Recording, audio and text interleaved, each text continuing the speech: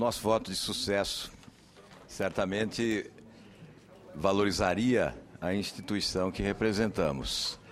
Mas temos que ter aqui a dose exata de sinceridade na nossa manifestação. É difícil acreditar, depois de, durante 2 meses, assistirmos à imposição de uma estratégia com o objetivo de protelar o início dos trabalhos, jogando com um calendário encurtado do ano eleitoral e de Copa do Mundo, exatamente para empurrar a investigação a fim de que ela não se proceda até as eleições. Certamente teremos dificuldades. Estamos aqui para cumprir o nosso dever e certamente esta CPI não seria instalada se o governo tivesse adotado as providências a partir de 2009, quando aqui se instalou uma CPI da Petrobras, que foi absolutamente dominada e inviabilizada, que fez com que a oposição dela se retirasse para não compactuar com uma farsa, mas, como consequência, teve a apresentação de 18 representações junto ao Procurador-Geral da República com denúncias das mais graves, a começar pela usina Abreu e Lima, passando pela usina Getúlio Vargas em Araucária, no Paraná, etc. 18 representações. E o governo não tomou nenhuma providência. O governo ignorou os fatos revelados, explicitados pela oposição. E em 2012, em dezembro 21, protocolamos mais uma representação relativa à negociata de Pasadena. Também o governo não adotou nenhuma providência. Portanto, a exigência é de que se instale esta CPI para investigar de verdade. Senhor presidente, é uma tarefa praticamente impossível em curto espaço de tempo, em razão da grandeza das denúncias. Não só no que se refere à quantidade, mas à gravidade delas. Veja, esta síntese, aqui está uma síntese, senhor presidente. Síntese dos fatos principais e conexos que justificam a instalação desta CPI. Se a oposição tivesse a relatoria, certamente esse seria o roteiro dos trabalhos para a investigação nesta CPI. E aqui está o mapa, senhor presidente. Nós podemos batizá-lo de o mapa da mina ou o caminho das pedras, porque apresenta de forma organizada a compilação de todas as denúncias, de todos os fatos, desde a origem, a empresa Petrobras, a fonte dos recursos, os desvios ocorridos, os valores estão aqui explicitados, todos os valores, por onde passaram, o caminho do dinheiro que tem origem nos cofres da Petrobras, até onde esses recursos chegaram na chamada lavanderia lá embaixo. Depois de percorrer todos esses caminhos, aqui está a conexão, aqui está o cruzamento que se faz tecnicamente para encontrar culpados pelos desvios efetuados a partir da Petrobras. Este mapa, senhor presidente, esse mapa é um roteiro. Ele sinaliza o caminho que devemos percorrer. E certamente encontraremos aqui os responsáveis, certamente pelo maior escândalo de corrupção jamais revelado nesse país. Eu não tenho conhecimento. Já percorremos uma quilometragem significativa na vida pública, senhor presidente.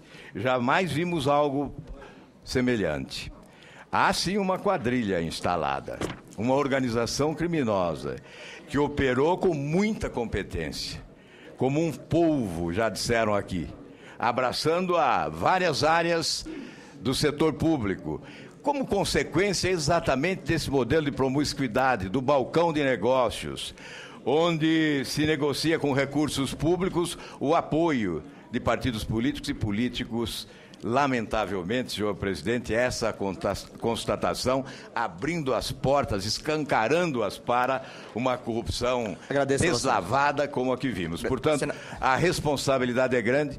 Nós estaremos aqui atentos, senhor presidente, para aplaudir quando houver boa-fé na investigação e para denunciar ao país, modestamente, quando houver má-fé nos trabalhos dessa Senador comissão. Eduardo Amorim. Senhor presidente, colegas parlamentares, serei breve, senhor presidente. Com certeza não gastarei os 5 minutos a que tem direito. Mas, senhor presidente, antes de mais nada, parabenizo aí pelo momento da escolha, mantendo a sua história, espero que conduza essa CPI com todo o equilíbrio necessário, sem ter que agradar nem situação nem oposição, mas agradando, sobretudo, ao povo brasileiro, buscando a verdade sempre, absolutamente sempre. Doa a quem doer. E eu acho que é isso que o povo merece e precisa, presidente. Confio nessa sua trajetória. Espero que isso se concretize. Mas, senhor presidente, colegas, o sentimento que eu tenho com a Petrobras nesse momento é o que está escrito no livro de um jornalista e escritor mineiro chamado de Boaventura, que relata o período da busca do ouro no Brasil, o período aurífero, e que em Tupi-Guarani, o escritor Lucas de Figueiredo chamava de Sabarabuçu. Os portugueses pensavam que aqui tivesse uma montanha reluzente, que se fosse encontrar aqui uma montanha de ouro. O sentimento que eu tenho com essa questão da Petrobras é que foram buscar na Petrobras a montanha de ouro. A montanha dourada, o ouro que lamentavelmente não é o ouro amarelo, mas sim o ouro negro, o ouro do suor brasileiro, do povo brasileiro, não o ouro do luxo, mas o ouro da necessidade. Dito isso, sobre a forma de gasolina, de gás de cozinha, que muitos pagam e às vezes pagam mais caro do que o que se devia. E diante de tanta perversidade, diante de tanta maldade, viram realmente a nossa Petrobras uma Sabarabuçu, uma montanha reluzente, que poderiam simplesmente pegar, levar e nada acontecer, lamentavelmente. E os tentáculos da maldade, através do senhor Paulo Roberto Costa, chegou lamentavelmente e especificamente ao meu estado, como diz a revista Isto É, desta semana. Traz a revista que o senhor Paulo Roberto Costa foi lá prometer uma refinaria tão sonhada para o povo sergipano, porque somos um estado produtor, já fomos o segundo maior produtor de petróleo do Brasil, mas mesmo assim ainda ficamos entre os primeiros. E em Carmópolis, senhores e colegas senadores, é uma cidade onde a exploração do petróleo ela se instala nos quintais das casas e até no subsolo das igrejas. Pois bem, ele iria instalar uma refinaria de petróleo, a refinaria de petróleo sergipana. Na verdade, segundo a Petrobras, tudo de fachada, absolutamente de fachada. E mais uma forma de enganar não só ao povo sergipano, mas ao povo brasileiro como todo, e como está aqui estampado na revista. E aqui o governo lá do meu estado, o estado de Sergipe, durante semanas ou meses, mais uma vez, destruindo o patrimônio do povo sergipano, divulgou e propagou exatamente a figura do garoto propaganda, o senhor Paulo Roberto Costa. Queremos ouvir dele, precisamos ouvir dele, até onde iam os tentáculos, qual era o interesse dele em Sergipe, se era ou não montar a refinaria, porque o que está aqui na imprensa nacional, especificamente na revista Isto É que nada seria instalado e seria apenas mais uma lavagem de dinheiro. Como volto a dizer, senador Álvaro Dias, pena que ele não já está aqui, o caminho da mina, senador Álvaro Dias, segundo o jornalista e escritor Lucas de Figueiredo, era o Sabarabuçu. Foram lá buscar realmente a montanha reluzente, mas precisamos que a verdade seja dita e seja mostrada. Não para diminuir o valor das ações da Petrobras, mas para mostrar ao povo brasileiro realmente a verdade. E eu acho que quem não deve absolutamente temer nada. Presidente, uma questão de ordem, presidente. Nominando qual artigo? Artigo 14 do Regimento Comum. Artigo 14. É o seguinte, eu tenho que disciplinar, deixa eu pegar o artigo 14. Aqui, me parece... Ok, Vossa Excelência tem a palavra. 131, artigo 131 do Congresso. Não é mais 14. Regimento comum. É 14 ou 131? 131 associado com 14. Então vamos aqui, só um instante.